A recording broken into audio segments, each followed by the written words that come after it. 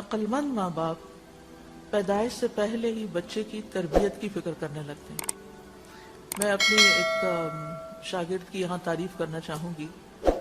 بہت ہی پڑھی لکھی اور بہت ہی قابل بچی ہے،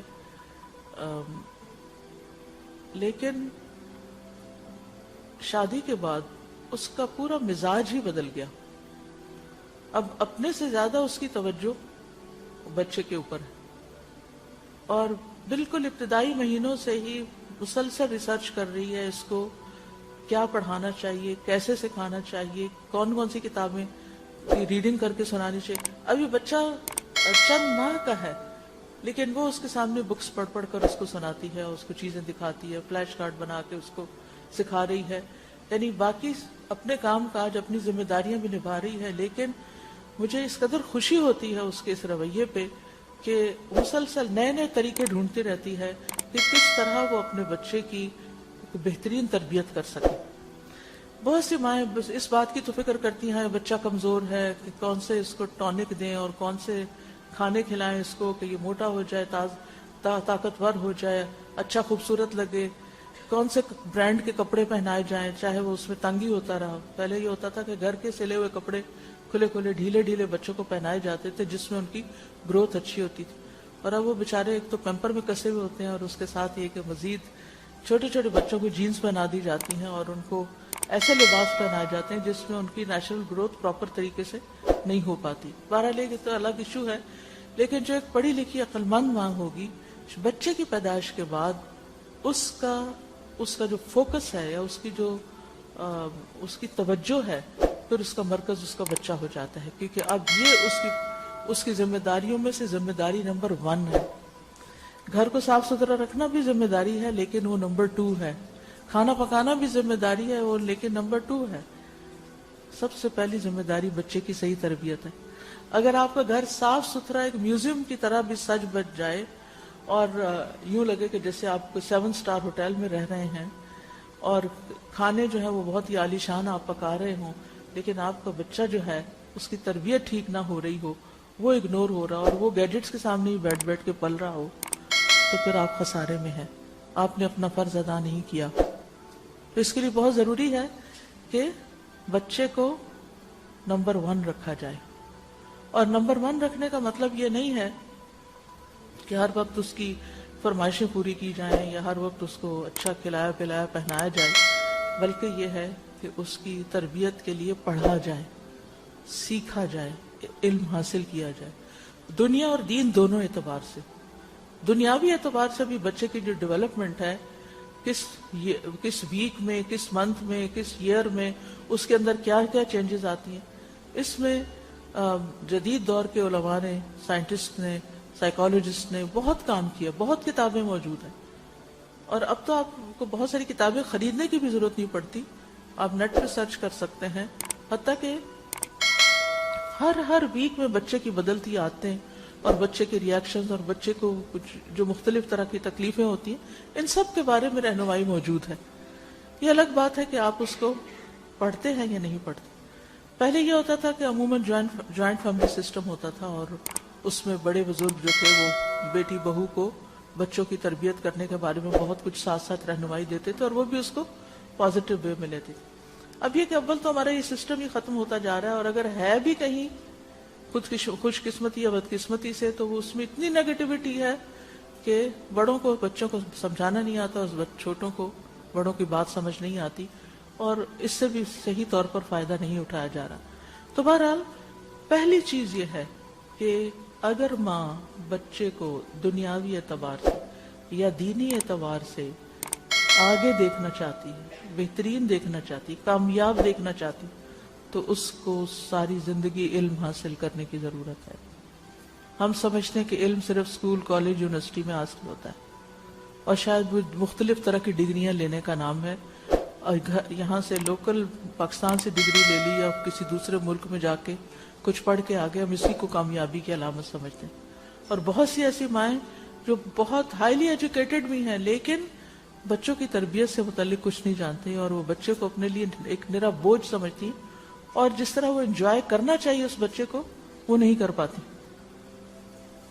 تو اس لیے بہت ضروری ہے کہ بہت ضروری ہے کہ مائیں اپنے آپ کو بچوں کی تربیت سے متعلق ویل اکوپڈ رکھیں اور مسلسل سیکھتی رہیں. اور صرف ایک بچے کی دفعہ نہیں، پھر بھول جاتا ہے انسان، پھر پڑھنا. یعنی اپنے دن کی روٹین کے کاموں میں چاہے کتنی بھی مصروفیت ہو، بچوں کی تربیت سے متعلق پڑھنا، سیکھنا، مختلف لیکچرز، ورک شاپ، سیمینارز، ان کو اٹینڈ کرنا نہ بھولیں. یہ آپ کے فائدے میں، کیونکہ جب آپ پڑھیں گے، علم حاصل کریں گے، تو آپ بچے کے لیے ایک بہترین رول ماڈل بنیں گے. بچے کرنے سے جو کچھ سیکھتے ہیں، وہ لیکچر سے وہ کچھ نہیں سیکھتے، وہ صرف انسٹرکشن سے نہیں سیکھتے، وہ دیکھ کے بہت کچھ اپنے ماحول سے سیکھتے ہیں. تو آپ اپنے گھر کا ماحول اتنا کنڈیوسو رکھیں بچے کی تربیت کے اعتبار سے کہ وہ چائلڈ فرینڈلی ہو. اچھا، ہم گھر چائلڈ فرینڈلی نہیں رکھتے، ہم گھر رکھتے ہیں مہمانوں کے لیے یا وزٹرز یا آنے والوں کے لیے، ان کے اوپر ایک روب ڈالنے کے لیے کہ کتنے مہنگے مہنگے کرسٹلز یا کتنے مہنگے مہنگے گھر کے اندر ڈیکوریشن پیسز ہیں، اور بچے کو اس کے قریب نہیں پٹکنے دیتے. نہیں، اس کو مت ہاتھ لگاؤ، یہاں مت جاؤ، یہ نہ کرو، وہ نہ کرو، اوپر نہ چڑھو، صوفہ خراب ہو جائے، پردے سے نہیں لٹکو، فلاں نہیں کرو، فلاں. تو پہلی بات تو یہ ہے کہ ٹھیک ہے، اگر ایک مخصوص ایریا آپ نے مہمانوں کے لیے رکھا ہی ہے تو اس کو پھر بند کر دیں، اور باقی گھر کو، اپنے کچن کو، بیڈ روم کو، ہر چیز کو چائلڈ فرینڈلی بنائیں، جس میں آپ کا بچہ ایکسپلور بھی کر سکے اور خوب اس کو انجوائے بھی کر سکے اور آپ کے ساتھ ساتھ رہ سکے.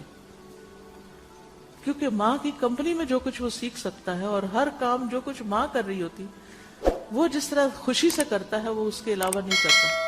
اسی لیے آپ دیکھیں کہ چھوٹے چھوٹے بچے اگر ماں نماز پڑھتی تو ساتھ آ کے کھڑے ہو جاتے ہیں، باقاعدہ سجدے کرتے ہیں، باقاعدہ ہاتھ اٹھا کے دعائیں کرتے ہیں. آپ کو کہنا نہیں پڑتا. لیکن کیا بات ہے کہ وہی بچے جب ذرا بڑے ہوتے ہیں اور ان کی نماز پڑھنے کا وقت آتا ہے تو وہ بھاگ نکلتے ہیں. تو کہیں ہمارے اندر ہی کوئی کمی ہوتی ہے کہ وہ اس رول کو زیادہ دیر تک پھر ایکسیپٹ نہیں کرتے. تو بہرحال پہلی چیز، تربیت اولاد کا اہم ترین نقطہ، اولاد کو نیک بنانے کے لیے خود نیک بننا. عبداللہ بن مسعود جب رات میں نوافل ادا کر رہے ہوتے تھے تو سامنے اپنے چھوٹے بچے کو سویا ہوا دیکھ کے کہتے تھے، من اجلک یا بنیا، تیرے روشن مستقبل کی خاطر ہے بیٹے، یہ نفل جو میں پڑھ رہا ہوں یہ اپنے لیے نہیں پڑھ رہی، یہ تیرے لیے پڑھ رہا ہوں. یعنی یہ نوافل، ظاہر ہے کہ نفل عبادت اللہ کا قرب حاصل کرنے کے لیے کی جاتی، تو یہ میں پڑھ رہا ہوں کہ اللہ کا قرب حاصل کروں، میری دعائیں قبول ہوں اور تیرا مستقبل روشن ہو، دنیا میں بھی آخرت میں بھی تجھے کامیابیاں حاصل. یعنی ایکسٹرا عبادت، ایکسٹرا پاکیزگی، نگاہوں کی پاکیزگی، زبان کی پاکیزگی، رزق کی پاکیزگی. تو پاکیزہ ماحول کے اندر ایک پاکیزہ گھرانہ جنم لیتا ہے، اور یہ ماحول بنانا آپ کا کام ہے. شوہر اگر حرام کی طرف جاتا ہے کسی بھی طرح، رزق کے معاملے میں یا نگاہوں یا کسی اور معاملے میں، تو اس کو بھی راہ راست پر لانے میں آپ کی ایک بڑی ذمہ داری کہ میں روکھی سوکھی کھا لوں گی لیکن میں حرام کا لقمہ نہ خود کھاؤں گی نہ اپنی اولاد کو کھلاؤں گی. اور اسی طرح باقی معاملات میں بھی. دوسری چیز یہ ہے اس میں بچوں کی تربیت میں کہ جو آپ ان کو کہیں وہ کر کے دکھائیں، آپ کے قول و فعل میں تضاد نہ ہو. یہ چیز اللہ سبحانہ وتعالیٰ کو بھی بڑی سخت ناپسند ہے اور انسان کے حق میں سخت بری ہے. یعنی بچے اپنے ماں باپ پہ ٹرسٹ کھو دیتے ہیں. جب ماں باپ کچھ کہہ رہے ہوتے ہیں تو وہ کہتے ہیں انہوں نے کرنا کوئی نہیں، انہوں نے اپنا وعدہ نہیں پورا کرنا، یا یہ کرنے والے نہیں، یہ صرف کہتے ہیں تو کہتے رہیں، کیا فرق پڑتا ہے، یہ کہہ کے چپ ہو جائیں گے، کہہ کے تھک جائیں گے، بات ختم ہو جائے گی. تو یہ نہیں ہونا چاہیے. اور پھر یہ کہ جو کچھ آپ کر رہے ہیں اس میں کوالٹی ہو. آپ کی نماز ایسی نماز ہو کہ جو بچوں کے لیے کہ دلوں کو نرم کر دے. جب آپ اپنے رب کے سامنے خشوع سے، عاجزی سے کھڑے ہوتے ہیں تو آپ کے بچے آپ کو دیکھ رہے ہوتے ہیں کہ ہمارے ماں باپ کتنا اللہ تعالیٰ کا ادب کرتے ہیں، نماز کو کتنی اہمیت دیتے ہیں. جب اذان ہو گئی اور آپ نماز پڑھنے جا ہی نہیں رہے، کبھی کچھ کر رہے کبھی کچھ کر رہے، تو کیا بچے اس کو آبزرو نہیں کر رہے ہیں؟ اور پھر یہی ہوگا کہ جب ان کی نماز پڑھنے کے دن آئیں گے اور آپ ان کو اذان کے بعد کہیں گے چلو نماز کے لیے، تو وہ اٹھنا ان کے لیے دوبھر ہوگا، مشکل ہوگا۔ تو اس لیے بہت ضروری ہے کہ جو کہیں وہ کریں، اور جو کریں وہ کوالٹی کا ہو۔ پھر صرف نماز نہیں، باقی نیک اعمال بھی، جیسے صدقہ، بچوں کی طرف سے صدقہ دیں، اپنی طرف سے بھی دیں، اور بچوں کے ہاتھ سے دلوائیں، بچپن سے ہی ان کو صدقہ دینے کی عادت ڈالیں۔ ایدھی کی لائف ہسٹری اگر آپ نے پڑھی ہو، میں نے ان کی بائیوگرافی پڑھی تھی، اور اس میں یہ جاننا چاہتی تھی کہ اتنا بڑا کام ایک شخص نے کیسے کیا۔ تو کافی سال پہلے میں نے وہ پڑھی، اس میں انہوں نے بتایا کہ کس طرح ان کی ماں ان کو ان کے ہاتھ سے صدقہ کرواتی تھی، اور کتنی دور دور تک ان کو صدقہ کرنے کے لیے بھیجتی تھی، کہ کہاں پیسے کہاں رکھے ہوتے تھے، کہاں وہ کہتی تھی انہی سے اترواتی، انہی سے نکلواتی، انہی کے ذریعے۔ یعنی کہ ماں باپ کا ٹرسٹ بھی ہوتا ہے نا۔ ہم عام طور پر بچوں سے جب کام کرانا ہوتا ہے تو ذرا مشکل ہوتا ہے، خود کرنا آسان ہوتا ہے، جلدی سے ہو جاتا ہے، تو اپنی مصروفیت کی وجہ سے پھر ہم کہتے ہیں چھوڑو پرے، میں خود ہی کر لیتی ہوں۔ مجھے کسی کے گھر میں جانے کا اتفاق ہوا تو پوچھا آپ کچھ پیئیں گی، فلاں چیز پیئیں گی؟ میں نے کہا ٹھیک ہے پلا دو۔ تو ان کی جوان بیٹی بیٹھی ہوئی تھی، تو کہتی ہیں کہ میں نے کہا کہ یہ بنا لاتی، کہتی نہیں یہ 2 گھنٹے لگائے گی، میں ابھی آپ کے لیے بنا کے لاتی ہوں۔ تو مجھے بہت عجیب سا لگا، ایک یہ کہ کسی مہمان کے سامنے بیٹی کی بے عزتی کرنا، کہ یہ تو 2 گھنٹے لگائے گی، اس کی ضرورت نہیں ہوتی۔ دوسرا یہ کہ بچوں کو اس لیے کام نہ کرنے دینا کہ وہ کام دیر سے کریں گے اور اچھی طرح نہیں کر سکیں گے۔ تو کوئی بھی چیز انسان ماں کے پیٹ سے تو نہیں سیکھتا، ماں ہی سکھاتی ہے اس کو، کر کر کے ہی کرنا آتا ہے۔ تو جب ریپیٹڈلی آپ ایک چیز کروائیں گے ان سے، تو ان کو وہ ان کی زندگی کا حصہ بن جائے گی۔ تو نیک اعمال میں صدقہ خیرات، رات کا قیام، اور پھر بہت سے نیکی کے کام اولاد کی اصلاح کی نیت سے کرنا،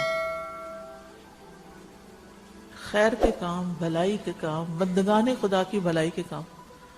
مثلا آپ ایک اچھی پڑھی لکھی خاتون ہیں، آپ بچوں کو پڑھانا بھی جانتی ہیں، آپ جب اپنے بچوں کو لے کے بیٹھتی ہیں تو ہو سکتا ہے کہ آپ کے گھر میں آپ کی دیورانی جٹھانی، آپ کے نیبرز میں آپ کے کوئی اور ایسے بچے، آپ کے بچوں کے فرینڈز ہوں کہ جو خود پڑھنا لکھنا، ان کی والدہ وہ کچھ نہیں پڑھا سکتی، تو آپ اپنے بچوں کو پڑھاتے وقت ان کو بھی فی سبیل اللہ بلا کر ان کا بھی ہوم ورک کروا سکتے ہیں، ان کو بھی سکھا سکتے ہیں۔ آپ دیکھیں گے اس سے آپ کے اپنے بچوں میں اتنا چینج آئے گا کہ وہ فرینڈز کے آنے پر خوشی سے بیٹھ بھی جائیں گے، کیونکہ جب آپ اکیلے ان کو پڑھاتے ہیں تو ان کے ذہن میں یہ ہوتا ہے جلدی سے کام ختم ہو اور پھر ہم جائیں، وہ ایک بیزاری سے بیٹھتے ہیں۔ یہ تجربہ میں نے خود کیا۔ الہدیٰ جب شروع ہوا تو سب سے پہلا جو کورس تھا وہ بچوں کا تھا، جو میں نے خود لیا تھا، سمر کورس، یعنی سمر کورس سے شروع ہوا تھا۔ اور اس کا بھی آئیڈیا کہاں سے آیا تھا، بچوں کی چھٹیاں ہو گئی اور مجھے یہ تھا کہ سارا دن وقت ضائع کریں گے تو ان کو کچھ دین کے بارے میں سکھانا چاہیے۔ تو ایک مختصر سا سلیبس بنایا گیا، کچھ صورتیں، ان کی تجوید، کچھ دعائیں، کچھ سٹوریز، کچھ قرآن کی تفسیر اس میں سے۔ تو میں نے اپنے بچوں سے کہا کہ آپ اپنے فرینڈز کو جمع کر لیں، ان کو بھی لے آئیں، ان کو بھی انوائٹ کریں۔ ہر وہ گھر گھر جا کے جو بھی گلی محلے میں بچے تھے، بچے کیا بڑے بھی کہتے ہیں ہم آ سکتے ہیں، ہم نے کہا آپ بھی آ جائیں۔ یعنی پہلے ہی اس میں 80 لوگ جمع ہو گئے، جس میں چھوٹے ینگ بچے تو تھے ہی لیکن بڑی عمر کی خواتین بھی تھیں۔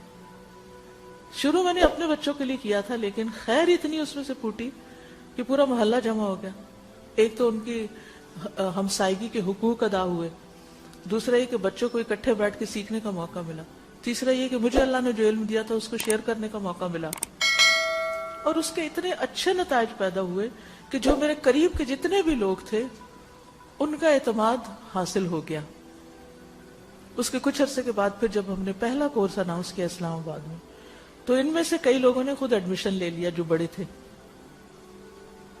اور پھر جو نہیں ایڈمیشن لے سکتے تھے وہ مددگار بن گئے، ہیلپرز بن گئے، کوئی مالی اعتبار سے اور کوئی ٹائم دینے کے اعتبار سے والنٹیئر کرنے لگا، اور اس طرح وہ اتنا خوشگوار تجربہ تھا. پلیز میری فوٹو نہیں اتاریے گا، نہیں. تو اتنا یہ خوشگوار تجربہ تھا کہ جس میں یوں لگتا تھا جیسے ہم ایک بہت بڑا خاندان ہے، بالکل ہوملی فیلنگ آتی تھی. تو اسی طرح اگر مثلا آپ کو بہت اچھی کوکنگ آتی ہے اور آپ کی ینگ بیٹی، آپ کو فکر ہے کہ اس کو کچھ پکانا آ جائے کچھ، اول تو اب ماؤں کی یہ فکر کم ہی ہو گئی ہے، لیکن یہ ہونی چاہیے. چاہے ان کے پاس کئی کوک کام کرنے والے ہوں، لیکن جب تک خود نہ آتا ہو تو کوک سے بھی کام لینا بڑا مشکل ہوتا ہے. یعنی آپ اگر ان کو سکھا رہے ہیں تو پھر کیا کریں؟ اپنی بیٹی کو سکھا رہے ہیں تو کوئی بات نہیں، فی سبیل اللہ والنٹریلی اس کی فرینڈز کو بھی بلا لیں، تم ان کو بھی انوائٹ کر لو. اس سے آپ دیکھیں کہ جب بچے اپنے فرینڈز کے ساتھ مل کے کام کرتے ہیں تو ان کی خوشی کی انتہا نہیں ہوتی، انہیں کام ہی نہیں لگتا.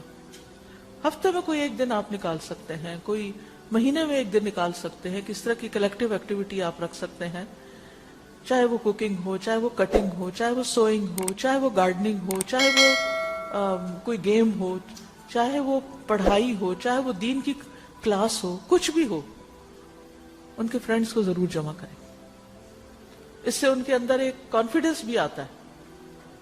اور یہ کام فی سبیل اللہ ہونا چاہیے، یہ صدقہ ہونا چاہیے آپ کے علم کا، آپ کی مہارت کا، آپ کی ایکسپرٹیز کا. اس سے آپ خوشیاں بکھیریں گے. یعنی صدقہ صرف وہ نہیں ہوتا جو آپ پیسے کما کے لاتے پھر وہ کسی غریب کو دیتے، یہ بھی صدقے کی ایک قسم ہے کہ جو علم اللہ نے آپ کو عطا کیا ہے، چاہے وہ کسی بھی چیز کا، اس کو آپ بانٹیں، اس کے آپ اچھے مشورے دیں دوسروں کو. اللہ مثلا اگر آپ ایک ڈاکٹر ہیں تو اس اعتبار سے آپ کسی کی کیا خدمت کر سکتے ہیں. مثلا میرے والد جو تھے انہوں نے کبھی اپنے کسی رشتہ دار سے کوئی فیس اور کوئی دوا کے پیسے بھی نہیں لیے تھے، یہ ان کا اصول تھا. اور جتنے قریبی دوست تھے سب کا فری علاج کرتے تھے. وہ کہتے تھے ان کا حق ہے مجھ پر. لوگ اصرار کرتے تھے کہ نہیں آپ اپنا حق تو لیں جو آپ کا خرچ آتا ہے، تو کہتے تھے نہیں. اور الحمدللہ اللہ نے ان کے رزق میں اتنی برکت دی کہ ہم 12 بہن بھائی تھے اور سب پڑھنے والے اور بہت ساری ذمہ داریاں، لیکن اللہ تعالیٰ نے اس ایک واحد شخص کی کمائی سے ہم سب کو پالا اور اتنی برکت عطا کی کہ ہمیں کبھی فیل ہی نہیں ہوا تھا کہ غربت یا ضرورت کس چیز کو کہتے ہیں. جس چیز کی ضرورت ہوتی تھی اللہ تعالیٰ فراہم کر دیتا تھا. تو بچوں کی تربیت کے لیے آپ خود انوالو ہوں گے، خود ٹائم دیں گے، خود توجہ دیں گے. یہ جو ہماری شکایت ہوتی ہے نا، بچے بات نہیں سنتے، بچے قریب ہی نہیں آتے، بچے دوستوں میں ہی مگن ہیں، بچے بس یہ کر رہے ہیں وہ کر رہے ہیں. ٹھیک ہے، بچے بھی ایک انڈیپینڈنٹ سوچ رکھتے ہیں اور ان کی بھی کچھ ضدیں ہوتی ہیں، لیکن کچھ ہمارا بھی قصور ہوتا ہے. تو اس میں ہمیں یہ دیکھنا ہے کہ ہم اپنا فریضہ کیسے ادا کریں اور پھر کل وہ اپنی ذمہ داری آپ سے سیکھ کر ادا کرنے لگیں گے. عبادت میں اپنے ساتھ شریک کریں. میں نے اپنے بچوں کو جب نماز شروع کرائی تو میں نے ان کو یہ نہیں کہا جاؤ نماز پڑھ لو، جاؤ وضو کر لو. خود پاس کھڑے ہو کر وضو کرایا، چلے ہم وضو کرتے ہیں، چلے ہم نماز پڑھتے ہیں. یہ نہیں کبھی کہا جاؤ تم نماز پڑھو، ہم نماز پڑھتے ہیں. ایک نماز سے شروع کرایا، پاس کھڑے ہو کے کروایا، وضو کے وقت ساتھ رہی، حتیٰ کہ وہ کرتے کرتے کرتے انڈیپینڈنٹ ہو گئے. اور جیسے مغرب کی نماز سے میں نے ہر بچے کو نماز شروع کرائی، اپنے ساتھ کھڑا کیا، تھوڑا تھوڑا اونچی نماز پڑھتی اور پھر آہستہ آہستہ وہ نماز سیکھے. باقی اس کا طریقہ وغیرہ ان کے باپ نے ان کو اچھی طرح سمجھا دیا. تو اس میں بھی بہت ضروری ہے کہ عبادات میں بلکہ ہر نیک کام میں ساتھ شریک کریں. جیسے ابراہیم علیہ السلام نے خانہ کعبہ کی تعمیر میں کس کو اپنے ساتھ ملایا تھا؟ اسماعیل علیہ السلام کو، اور پھر دعائیں مانگی تھی. تو دعائیں جو ہیں یہ بڑی اہم ہوتی، بہت اہم کردار ادا کرتی ہیں. اٹھتے بیٹھتے چلتے پھرتے بچوں کے نمازی ہونے کی، بچوں کے بااخلاق ہونے کی، ان کی دین دنیا کی کامیابیوں کی دعائیں کرتے رہیں. تیسری چیز یہ ہے کہ والدین با اخلاق اور با کردار ہوں. اگر ہم چاہتے ہیں بچوں کی اچھی تربیت ہو اور ان کا اخلاق اچھا ہو، تو یہ ہو نہیں سکتا جب تک ہمارا اخلاق اچھا نہیں ہوگا.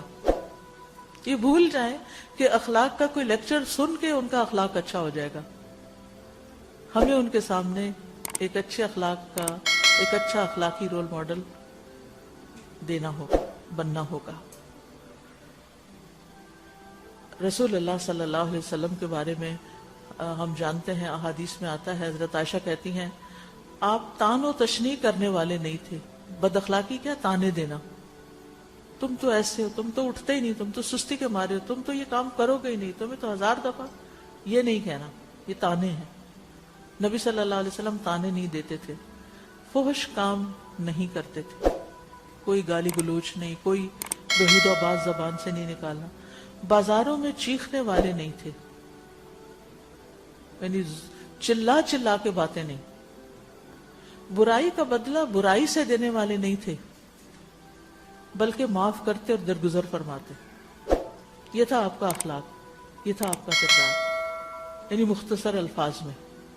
تو ہمیں بھی اپنے بچوں کے لیے اپنے خاندان کے اندر ایک اخلاق کا نمونہ پیش کرنا ہے، عملی نمونہ. کیونکہ ہماری نمازیں اور صدقات ہمارے اپنے لیے ہیں، لیکن ہمارا جو اخلاق ہے اس سے ہی گھروں کے اندر آبادی ہوتی ہے، اسی سے گھر بستے ہیں، اسی سے بچوں کی پھر تربیت ہوتی ہے.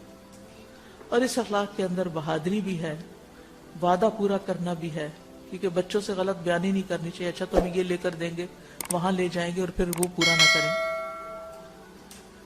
چوتھی چیز جو ہے وہ اولاد کو بچپن سے ہی دین سے جوڑنا ہے،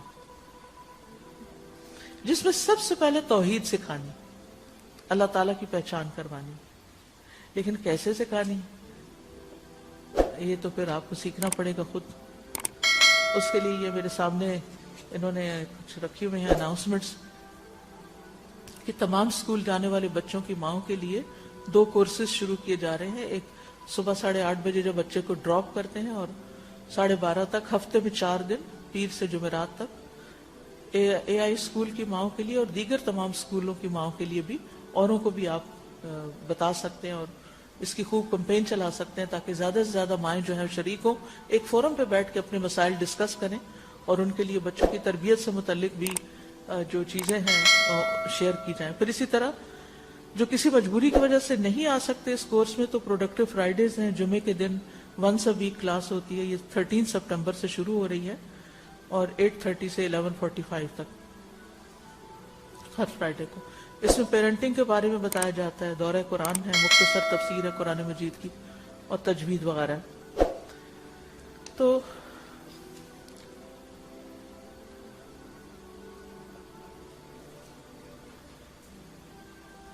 اگر ہم چاہتے ہیں کہ بچے دین کی تعلیم حاصل کریں تو صرف مولوی صاحب پہ نہیں چھوڑیں، صرف اسلامک اسکول پہ نہیں چھوڑیں. اسلامک اسکول جو ان کو اسلامک ویلیو اسکول میں دے گا، اس کو ری انفورس کون کرے گا؟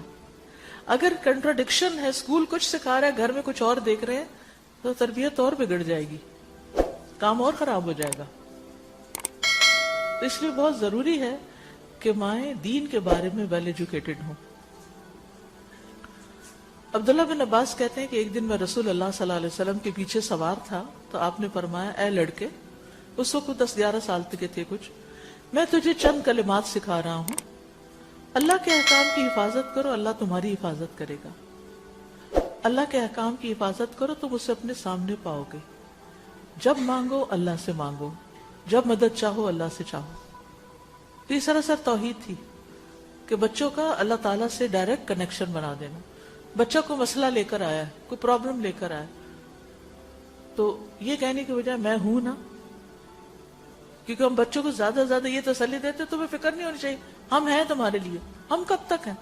ہمیں اللہ جب چاہے اٹھا لے، ہم کیا کر سکتے ہیں؟ ہم ان کی زندگی میں کب تک ساتھ رہ سکتے ہیں؟ بہرحال انہوں نے ایک انڈیپینڈنٹ لائف گزارنی، چاہے ہم زندہ ہوں یا نہ ہوں.